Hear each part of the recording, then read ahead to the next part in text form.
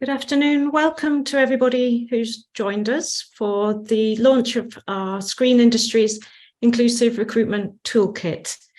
I waited a couple of minutes just after the 1 o'clock official start time, but I think we will get started now because I can't see that there's anybody else just trying to join us just now. So well done for everybody to make it to this Zoom call. I will say another big welcome. My name is Jude Brereton. I'm a professor here in the School of Arts and Creative Technologies at the University of York, and my expertise is in audio and music technology. The reason that I'm here today is I'm also the co-director of SIGN. If you're not already aware, SIGN is the Screen Industries Growth Network, which seeks to empower people and enable growth in the screen industries in Yorkshire and the Humber. We were set up in 2020, unfortunately for us, just as the COVID-19 lockdowns were beginning. We're hosted at the University of York, and we work with 8 other higher education institutions, universities in the region, and in partnership with Screen Yorkshire. SIGN is a unique business-facing initiative which seeks to support the TV, film and games industry in the Yorkshire and the Humber region. So we've been busy connecting creative companies, support agencies and universities through a wide-ranging programme of skills and training and business development, all of which has been built on our research and with the principles of equality, diversity and inclusion embedded from the start. At SIGN, we're aiming to make this region the UK's Centre for Digital Creativity and a model of diverse and inclusive activity. Before I officially launch the toolkit and hand over to our partners at the Bridge Group, you'll see more of them in a moment. I'd just like to remind you about a few things, how this webinar will work. Alex has posted in the chat a few joining instructions to remind us that this is a 1-hour online session, and I will do my best to keep to time so that we don't run over too much and eat into everybody's late lunch breaks. There will be time in the second half of the session for you all to ask questions of any of us on the panel. Please put the questions in the Q&A function on the Zoom webinar rather than in the chat. We'll remind you of this a bit later as well. Also to say that we're live tweeting today. So if you are a Twitter user, please tweet as you would like to. Please use the hashtag Inclusive Recruitment Toolkit, which I think Alex has also put in the chat. So hashtag Inclusive Recruitment Toolkit. We'd love to hear your thoughts as we go along. I'd like to just set the scene a little bit before I pass over to Penelope from the Bridge Group. So this is the launch of our Inclusive Recruitment Toolkit, which SIGN commissioned from the Bridge Group, and Jack and Penelope are both here from the Bridge Group today, and they will say more about the Bridge Group and their work in a moment. Also on the panel are some of the contributors of the case studies which you'll find incorporated into the toolkit, and Jack will introduce those panelists when we come to that point. But first I wanted to set the scene a little. Why did we want to produce a toolkit for the screen industries on inclusive recruitment? Our own research at SIGN, and indeed other research undertaken before we were even founded, has found a persistent problem and highlighted the lack of diversity in the screen industry, both in the UK and indeed elsewhere. For example, women comprise 38% of all workers in the screen industry, but only 14% of directors. And that figure falls to just 1% when we think about women from ethnic minority backgrounds who are directors. Of course, gender is not the only diversity issue, and Jack and Penelope will both say more about this when I hand over to them in a moment. There is underrepresentation also relating to race, ethnicity, age, disability, and socioeconomic background within the screen industries. There are, of course, a number of toolkits already available online that are trying to help individuals and organizations become more inclusive and more diverse. But what we've seen by talking to our industry partners is that recruitment in the screen industry often works very differently than it might do in large organizations in other industrial sectors. So we specially commissioned a toolkit aimed at the screen industries, and we asked Bridge Group to write this on our behalf, building on some of the research that we and they have done. So now I think it's the point for me to hand over to Penelope from the Bridge Group, who will say a little bit more about the Bridge Group. Thank you, Penelope. Thank you very much, Jude. So good afternoon, my name is Penelope Griffin. I'm Director of Higher Education and Impact at the Bridge Group. Just saying a few words primarily about the Bridge Group as background. So we are a non-profit consultancy. We use research to promote social equality. We conduct research with organisations of all sizes across a range of sectors. We bring together data, evidence, and our expertise with the aim of designing practical solutions that result in positive change. The toolkit that we're launching today builds on our extensive work in the creative arts sector and specifically in the screen industries. For example, last year we collaborated with the Independent Cinema Office in the design and analysis of the UK Film Exhibition Workforce Survey. We've also worked with the BBC, the BFI, Channel 4 and Ofcom, as well as with Ink Arts and Jerwood Arts. And we've produced toolkits before in collaboration with Jerwood and the Social Mobility Commission. This toolkit also builds on our work in promoting social equality in the regions, and you can find some of the work I've mentioned on our website. So we were really delighted when the Screen Industries Growth Network approached us to undertake this current piece of research. While it's informed by the work I've mentioned, it's very much led by our discussions with senior managers in the screen industries, some of whom you will hear from today. We aim for this toolkit to provide practical assistance to employers across the screen industries, and we're very keen to get your feedback. But in the first instance, I'm going to hand over to my colleague, Dr. Jack Layton, Senior Researcher at the Bridge Group. He led the research and development process and will tell you more about it. Thank you. Thanks, Penelope. Hi, everyone. Good to be here. My name's Jack, as Penelope said. I'm a senior researcher with the Bridge Group, and I led this project and will talk you through some of the key findings from our research, as well as giving a brief outline of the action areas that we identify as part of the toolkit. This was a really great project to take on and allowed us to dig deep into some of the critical issues that are shaping both the screen industries and the UK economy more broadly. First of all, I'd like to give a big thank you up front to my colleagues, Alexandra Kapitsa, who helped conduct some of the research, and Ruth Vidiero, who pulled together some of the graphics included in the report, as well as to Jude and Pip at Sign, who helped manage the project from their end. So what I'm going to briefly talk you through is what we did, what we found, and what the toolkit recommends. So first of all, this project comprised of, if we go on to the next slide, please.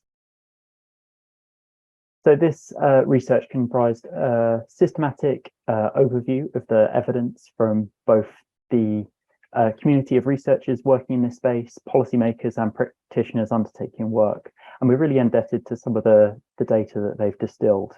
We also spoke to 12 individuals from across the screen industries. They came from film and television production, the video game sector, as well as from cross-sector organisations. This helped to give a really well-rounded sense of where the industry is at the moment. The individuals themselves that we spoke to were diverse in terms of age, gender, ethnic and social background, to add on that extra layer of insight into the kind of place the screen industries is to navigate. We then sense-checked these findings with Sign's EDI advisory board and discussed findings with research associates working on a related Sign project.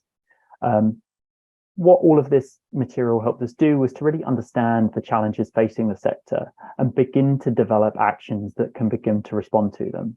So what did the evidence actually say? Go on to the next slide. The evidence from the literature highlighted a range of really quite troubling statistics. What I've done here is pull out some of the key stats that we found that's included in the main body of the report. You'll see that across socioeconomic background, gender identity, ethnic background, disability, and additional kind of like caring responsibilities, time and time again, those groups are underrepresented in the screen industries. From a Bridge Group perspective, with our focus on socioeconomic background, we were particularly interested to see that in the screen industries, only 25% of individuals identify as coming from a working class background in comparison to 38% of the UK-wide population. Taken in aggregate, what this suggests is that the screen industries aren't necessarily a place that is where everyone has an equal chance of succeeding. It suggests that there are probably some recurring patterns, systems, practices that put certain groups at a disadvantage. If we go on to the next slide. And what we find on top of this are a set of complex but familiar challenges. The graphic on the left highlights the fact that 14% of directors identify as women and 7% of cinematographers identify as women. But when we intersect that with ethnic background, we find that only 1% of directors are women from ethnic minority backgrounds and only 0.3% of cinematographers are women from an ethnic minority background. Add on top of this the geographic findings that are displayed in the figure to the right. And just to walk you through that, this is a quotidian figure. So where 1 is the average and anything above 1 suggests that a geographic region has a higher concentration of screen industries roles than the national average, and anything below 1 suggests that that area has a lower representation of screen industries roles. And quite clearly, we see that London is the only area in the UK that has an above average concentration of screen industries roles compared to the national average. So these are recurring issues across the UK economy currently, but there are intersectional challenges in recruiting inclusively, and there are geographic challenges in ensuring a fair distribution of economic activity. If we go on to the next slide.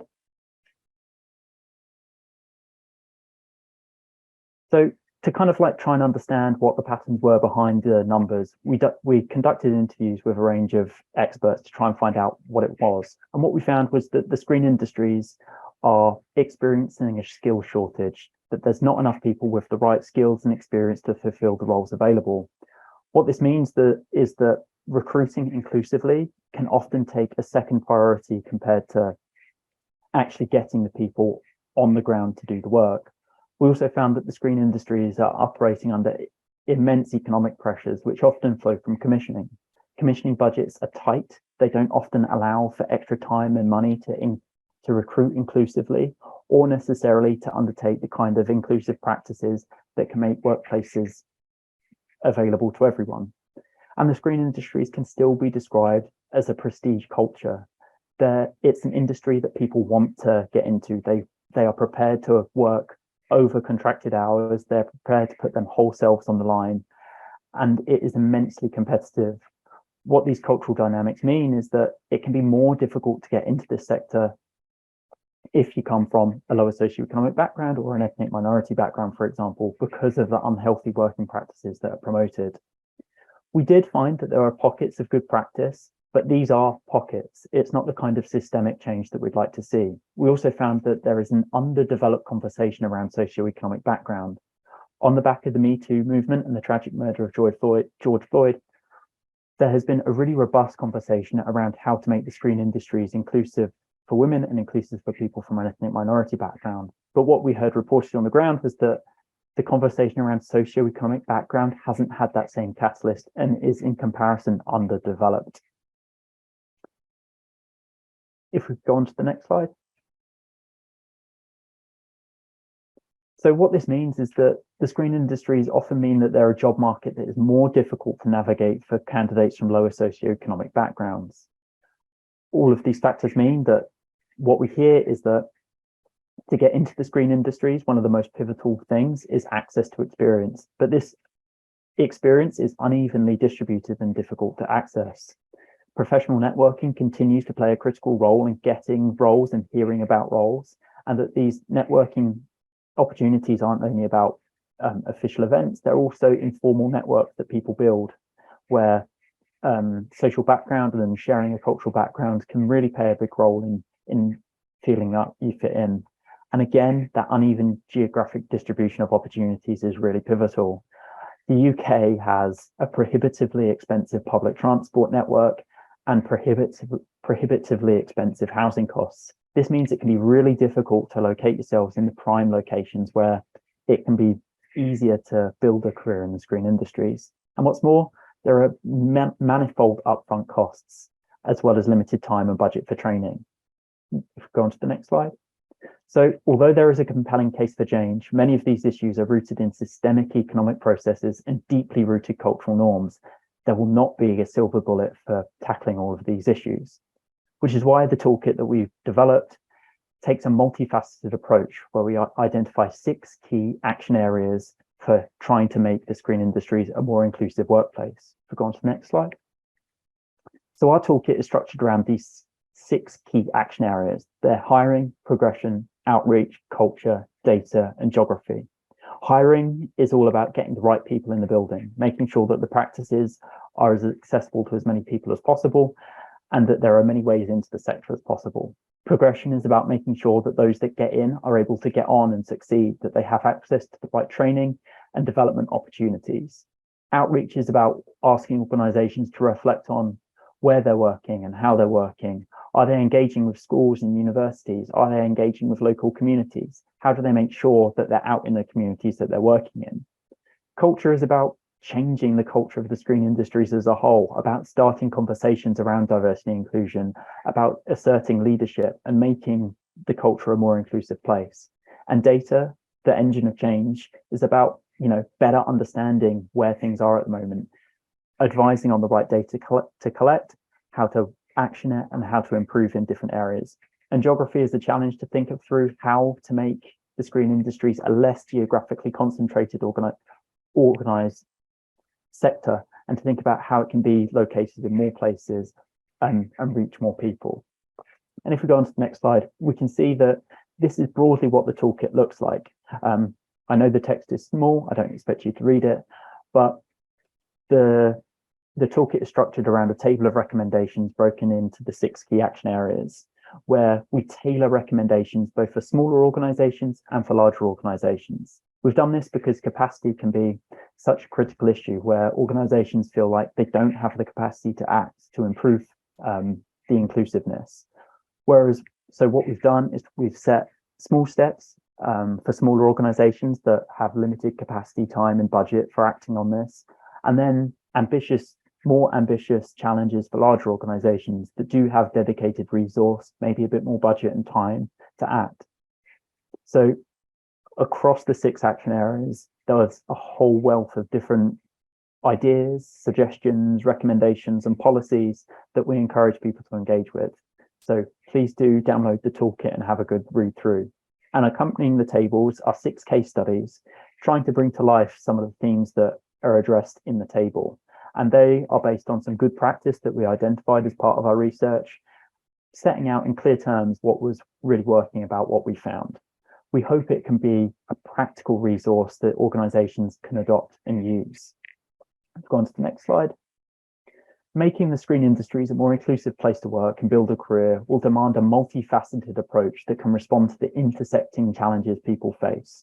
As I said, there's not going to be a silver bullet for making the screen industries a more inclusive environment, but by all organizations, whether large or small, taking the small steps outlined in the toolkit might be able to nudge the screen industries to become a more inclusive environment where all can thrive regardless of their socioeconomic background, ethnic background, gender identity, sexuality, you name it.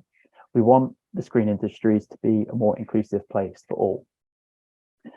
Up next, to talk through a little bit more, reflect on the toolkit and share some insight from their individual practices, I'm delighted to invite to talk both Dom Shaw and Casey Shaw, unrelated, but from their respective organisations. And up first, we've got Dom to talk through his experience of working for Yuki. Hi everyone, it's great to be here today. As Jack said, I'm not related, but I love the Shaw representation on today's event. Nevertheless, I am the EDI, which stands for Equality, Diversity, Inclusion Coordinator for Yuki, which is the trade body for video games and interactive entertainment. I have various pushes within the organization, so I help with internal inclusion around policies and such, but I also help our wide array of members, may that be advising, getting hands-on with their projects, or facilitating moments to empower their diversity and inclusion within their own companies. I do this mainly through a working group that we've created for various topics. We have one for EDI. We also have an initiative that was started in February 2020 called Raise the Game. This allows the EDI work that I do to expand beyond Yuki's membership and go towards the wider UK games industry to empower change and long-term sustainability of EDI within the wider industry. So with this, I get to put on much more bigger milestones and activities that can encourage that change or drive that change, regardless. One such activity I was able to do was the first campaign for Raise the Game called Access November, which was all about empowering accessibility and educating the wider industry of what was available via resources and knowledge that they could access, but also to put on some workshops and articles that kind of emphasize best practices around accessibility. And because of that campaign, the work that we've seen from some of our partners has elevated around accessibility. And we've also seen quite a lot of change in people's attitudes since that event, where some companies are starting to pivot and really take on board how they can bring greater audiences into their products, but also into their workplaces, because accessibility isn't just a matter of mobility towards playing video games, but actually how can people work in an inclusive, accessible manner? How can they bring their best while getting the support needed to make their work as easy and accessible as possible, which is absolutely fantastic.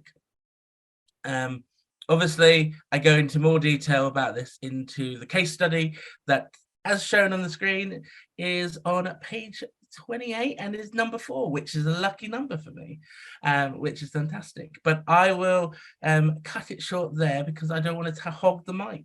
But I'll sure be answering any questions when we get to the Q&A section. So I will pass it back to Jack. Thank you for giving me this chance to speak. Thanks, Dom. Super helpful. And I'm going to pass over the mic straight away to Casey.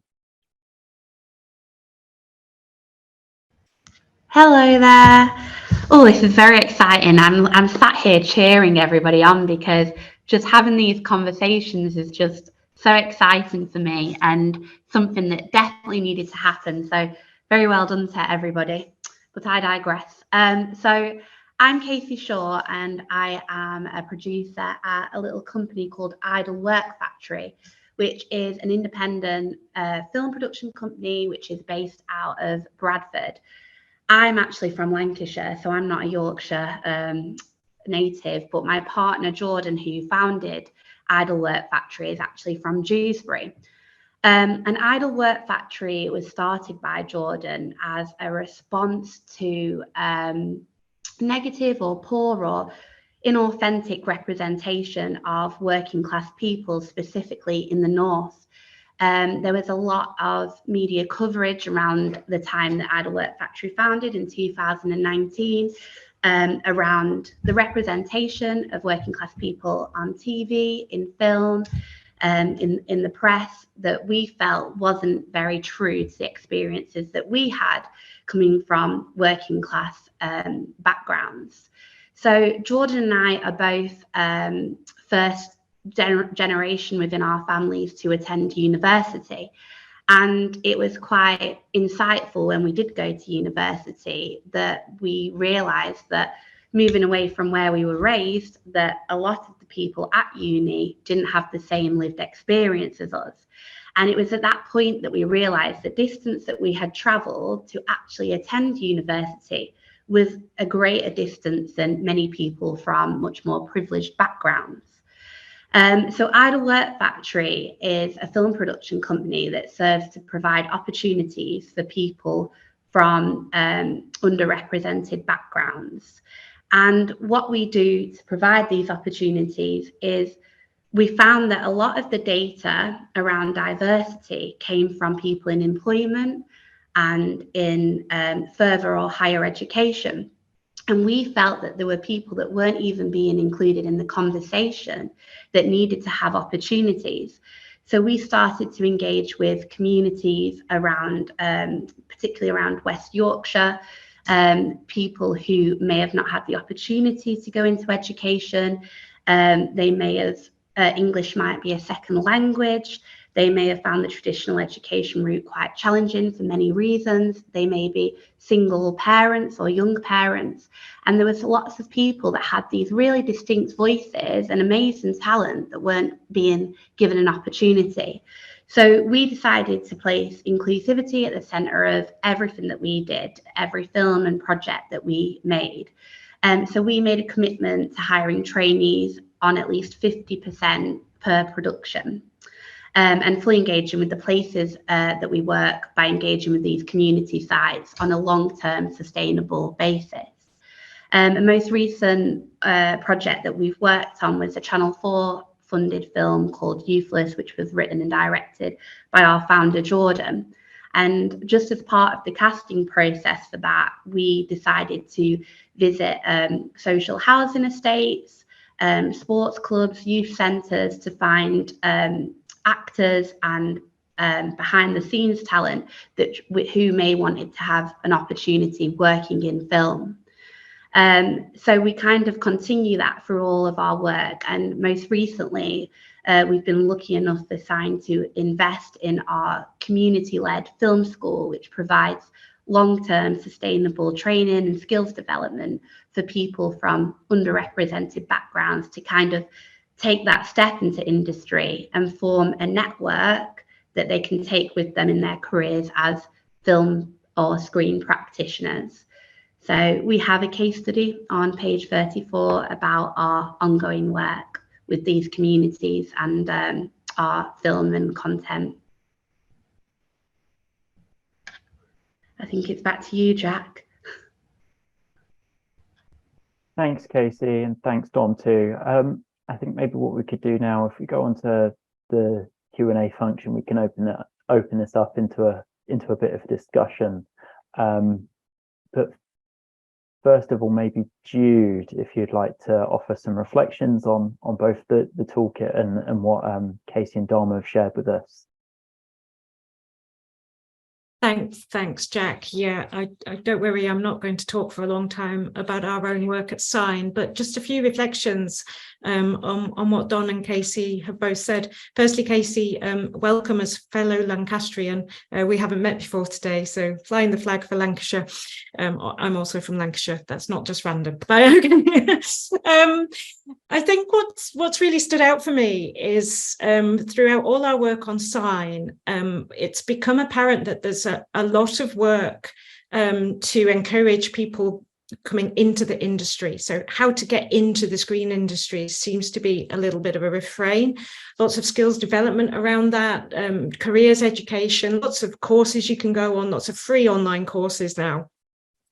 And it always struck us as we were working in this area that this focus on entry-level roles and getting people in, as it were, sort of masks some of the issues in the screen industry that leads to the problem with a lack of diversity. And it's around more senior leadership levels, and also working practices within the industry, that people, we don't seem to be able to retain talent necessarily from wherever it's come from.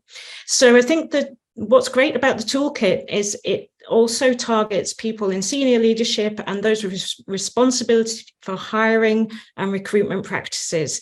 And I think also what's great about the toolkit is there are some really practical steps that are highlighted in all of the case studies, including Dom and Casey's there, so that if you're working in the screen industries, yes, it's often tempting to say, yeah, but the screen industry is slightly different because, you know, ABC, you know, the type of work we do, the budgets we have to play with, the timescales that we're up against. But I think in the toolkit, when you download it and read it, you'll find there are some really practical steps there. So we hope that knowing where to start is often the first step in making improvements and making a difference.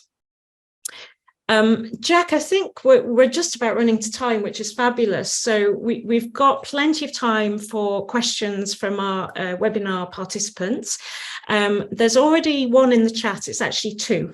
But before we just get to that one, I thought I'd start just by going back to both Dom and Casey with hopefully an easy question just to get the ball rolling, and then we'll go to the ones that are in the Q&A. So if you have got a question, do please type as we're talking, and we'll come to them as well.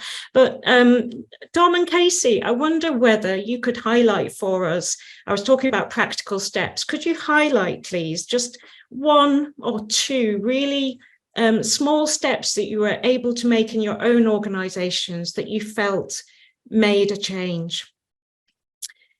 I don't mind who starts. Maybe Casey, do you mind maybe just talking to that?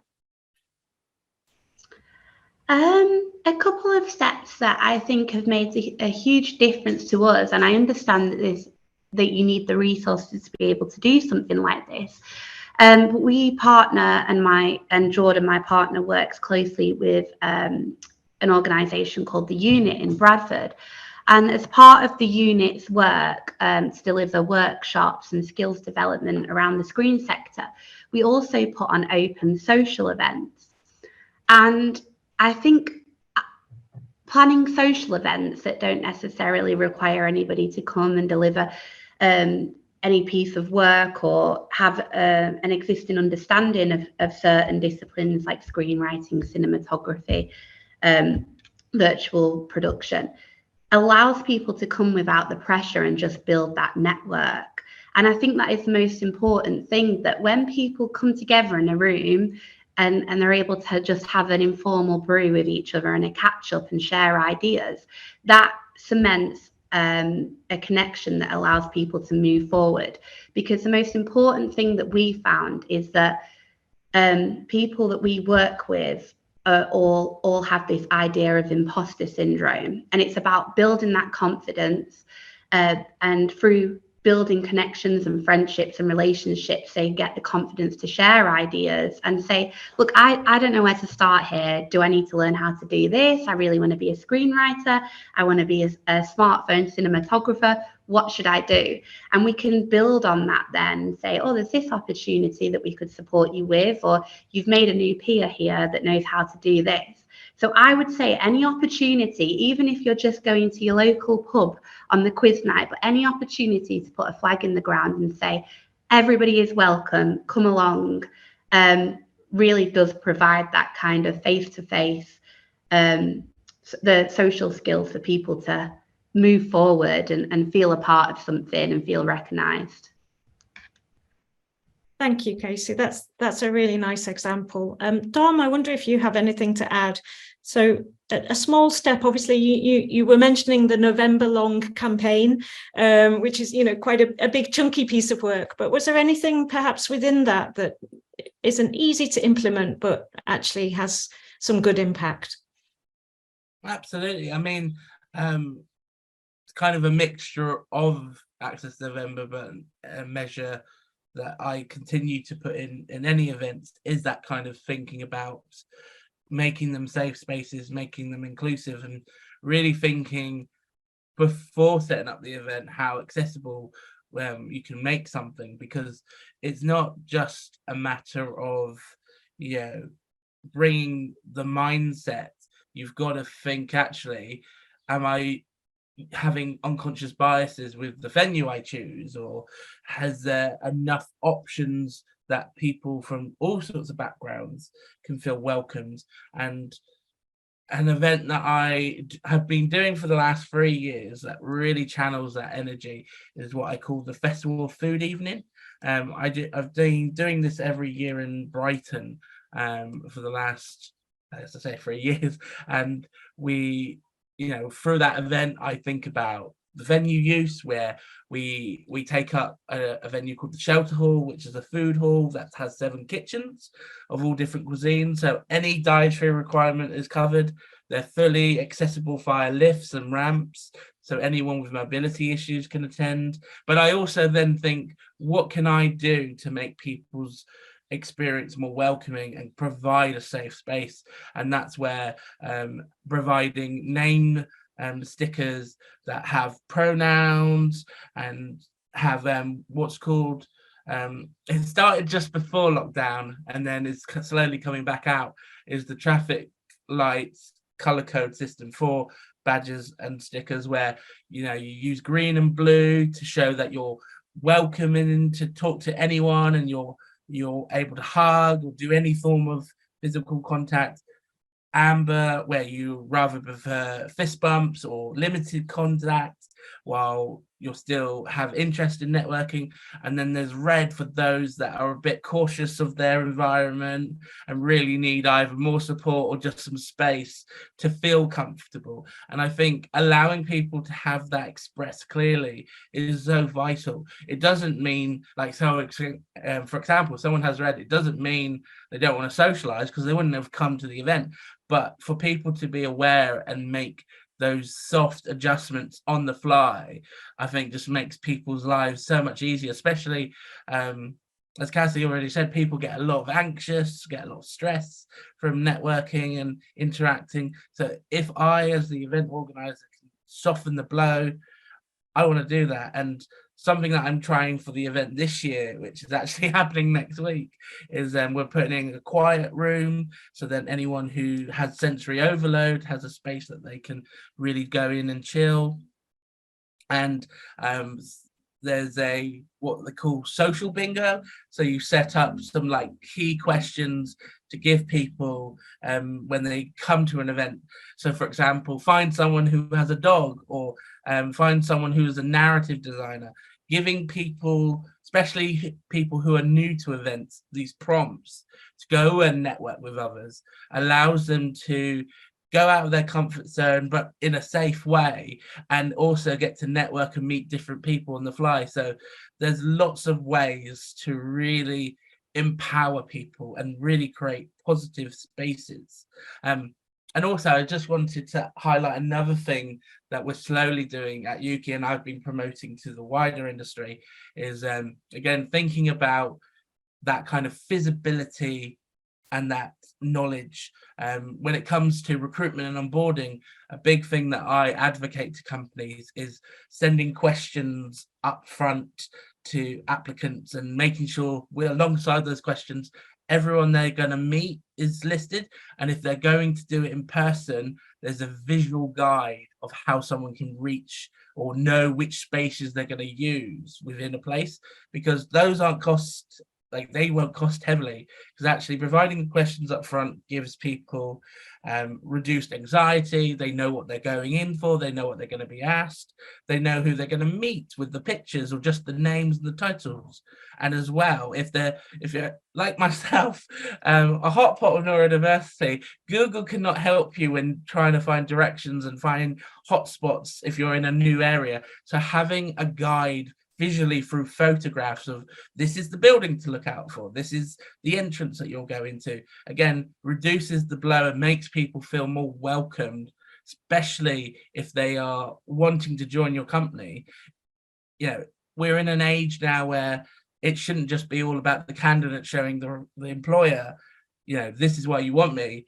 it should also be the employer showing, oh, actually, this is why you should want to be with us, and be a two-way street. So I know it went a bit long, but I just wanted to highlight, because as part of the title of the report, it's also recruitment. So I wanted to highlight an event, but also a recruitment best practice that someone can practically do without any cost at all. Because, you know, like the event stuff may like have different limits of cost, but the best practices demonstrated through the event and the best practices demonstrated through the recruitment one I just mentioned, doing them is completely free.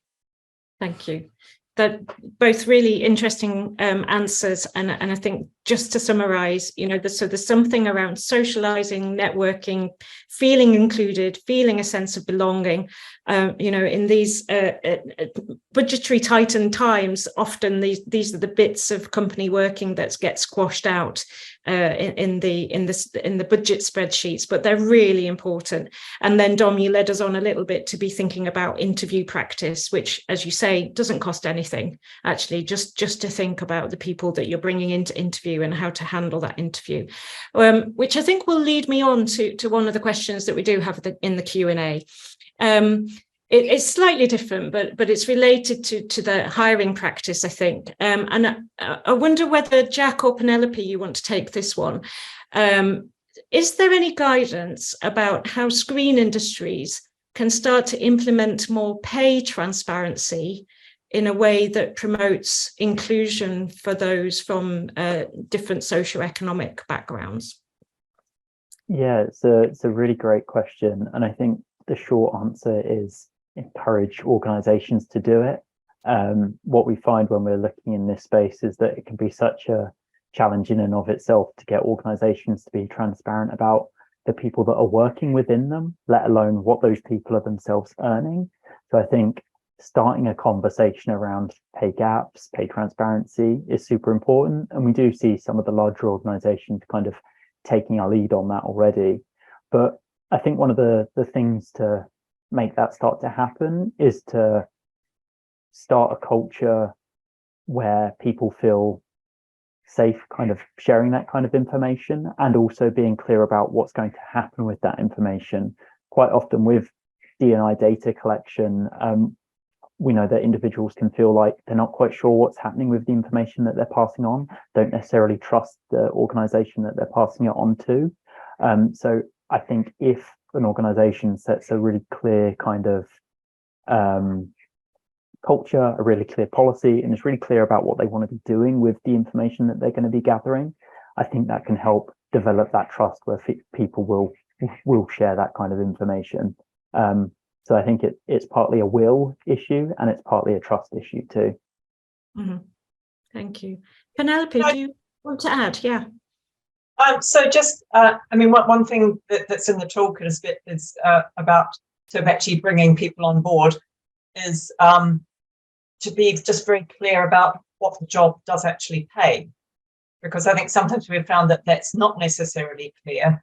And the toolkit does specifically say, you know, you need to express this in terms of what is the full-time equivalent salary attached to this job, as well as, you know, how much will you actually get paid because you are working this amount.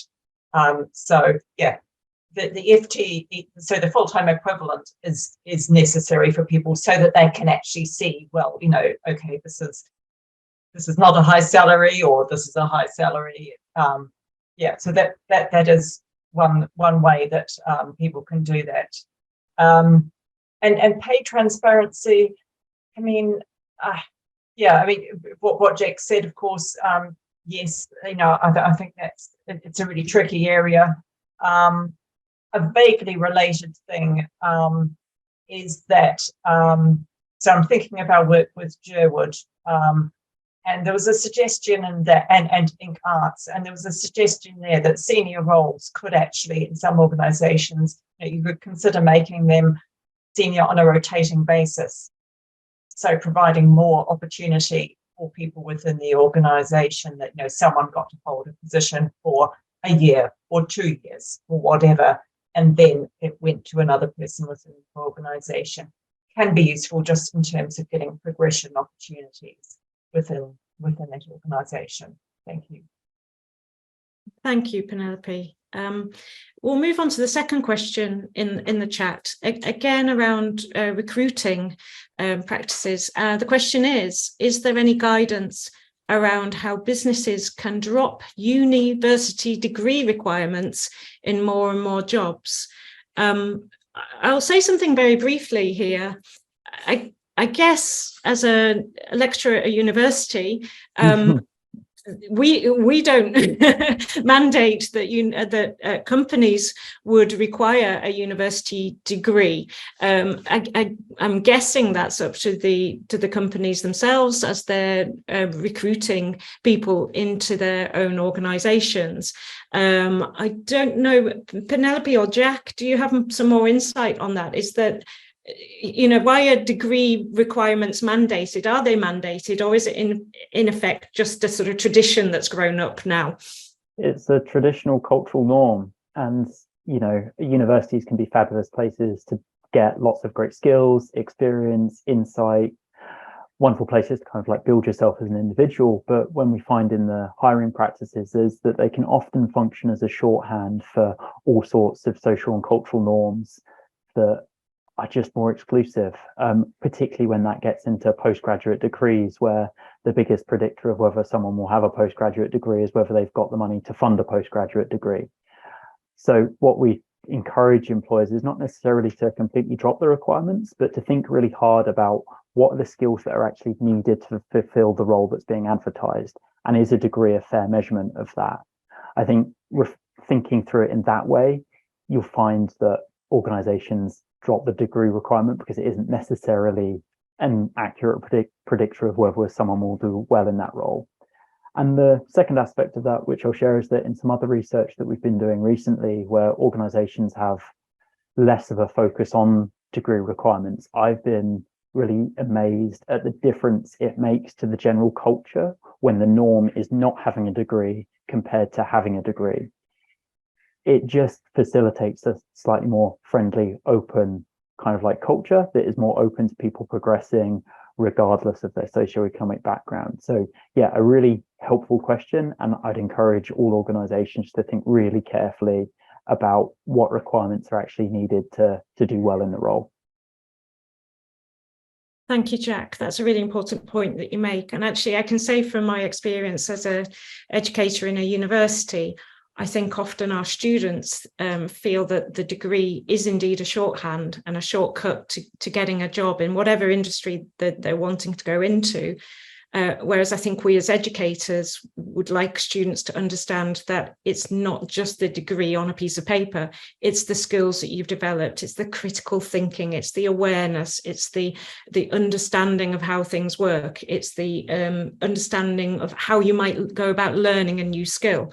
And encouraging and enabling our students to be able to demonstrate those skills to a potential employer, whether that's Green Industries or some other industry, is a really vital part of what we do at university. So it's not just using that degree certification as a shorthand for I can do all of these things. It's also enabling our students to be able to demonstrate and articulate what skills they have as well. We don't have any more questions in the Q&A, but we do have a little bit more time. So I'm going to put Dom and Casey back on the spot again as our guest panelists today.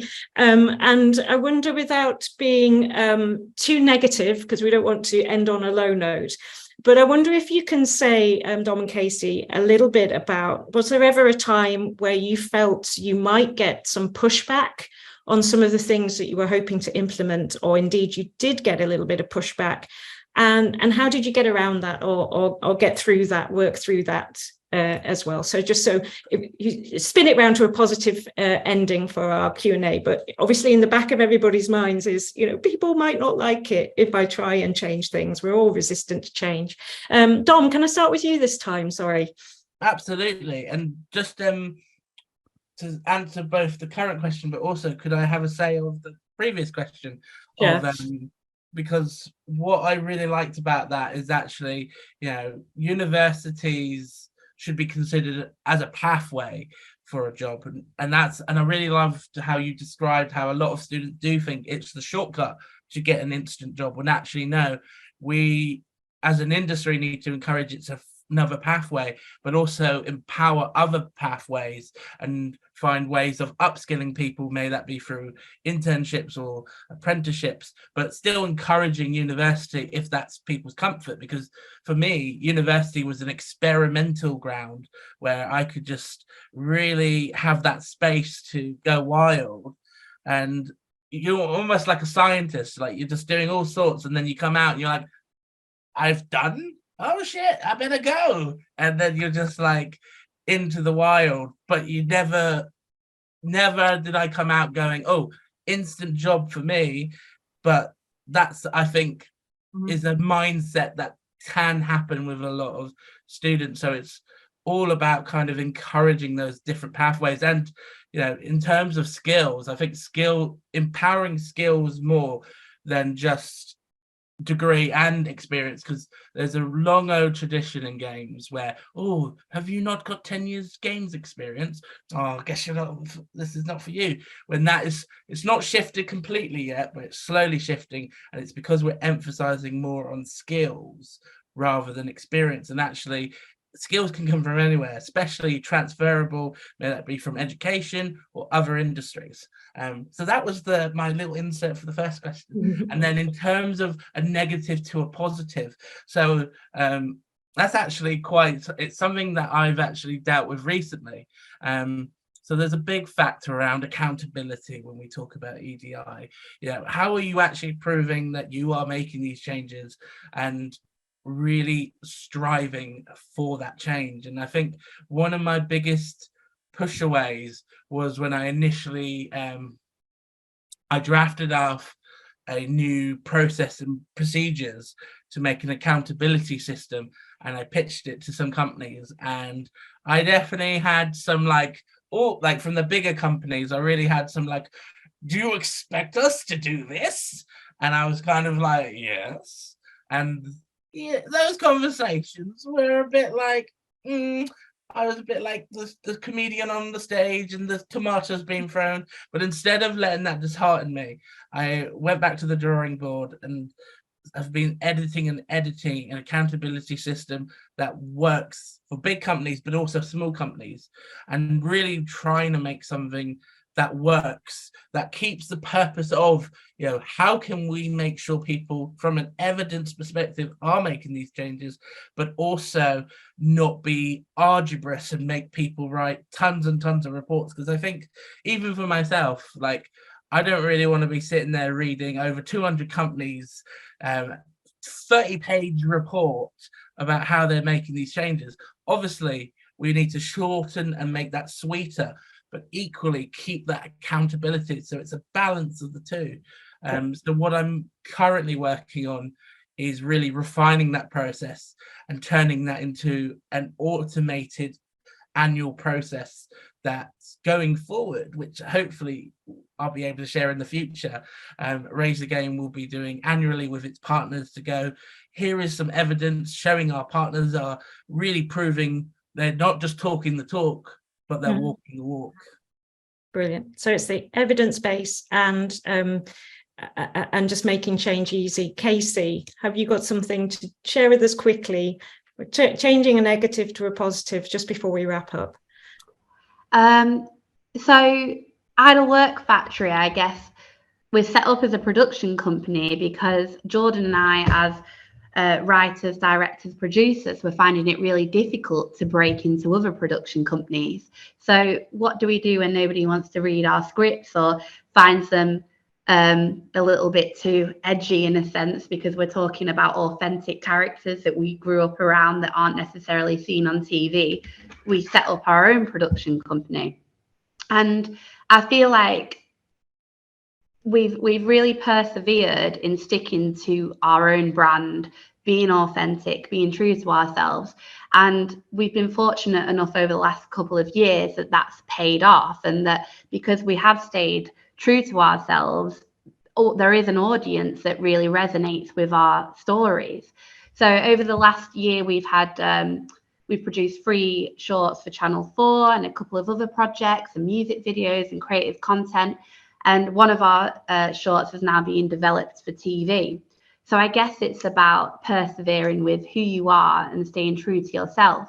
But one of the pushbacks we did have when we promote the idea that we have 50% new talent on our sets was that, well, if you are having new people or trainees or emerging talent, then the quality of the output isn't going to be so professional. And I think we've succeeded in proving that that is not the case. If you have somebody on set who maybe doesn't have a lot of experience, but they've got the enthusiasm and the determination and commitment, and they've got this refreshing new voice and an exciting new perspective, and they've not necessarily been disillusioned by the traditional idea of what it is to be as part of a production, then actually you can still create quality content that's naturally innovative. And I guess that's the positive, that by staying true and providing opportunities, you're only ever going to strengthen the quality of what you're presenting, and the audience is only ever going to think, wow, this is new, exciting, and I can really see myself in these characters. That's fantastic. Thank you, Casey. So evidence-based, make change easy, and stay true to yourself and your own ambitions and goals in terms of diversity. And paint it forward. Take us forward. I am aware of the time. I'm going to wrap up really, really quickly. Let me just highlight myself so you can see me talking. Alex, would you launch the Zoom poll, please? We've got a little poll, a few questions for our attendees. If you are able to answer them now, that would be really good. That's some really, really quick feedback for us, the organisers of today's events. They've probably just gone over my head. There we go. I'll move them to my other screen. So we'd really love to know how you felt about today's event, and indeed the toolkit as well. Alex will send an email to everybody who's attended today with some follow-up links, including some details of an event we've got coming up in a couple of weeks' time. So if you'd like to get back online in a couple of weeks' time and join us again to think about the steps that you've been able to implement already in your own organisations and those that you're hoping to implement in the future, then look out for Alex's email. But just before we wrap up and say goodbye, can I say a big thank you to all of our panel, all of the team behind the scenes. It's been a really fascinating hour, and I wish we had 2 or 3 more hours to discuss some of the aspects of inclusion in the screen industries. But we've all got our day jobs to get back to, and apparently there's also a cricket match happening as well, so you might be interested in that. But thank you ever so much for joining us. Thank you everyone on the panel, and goodbye.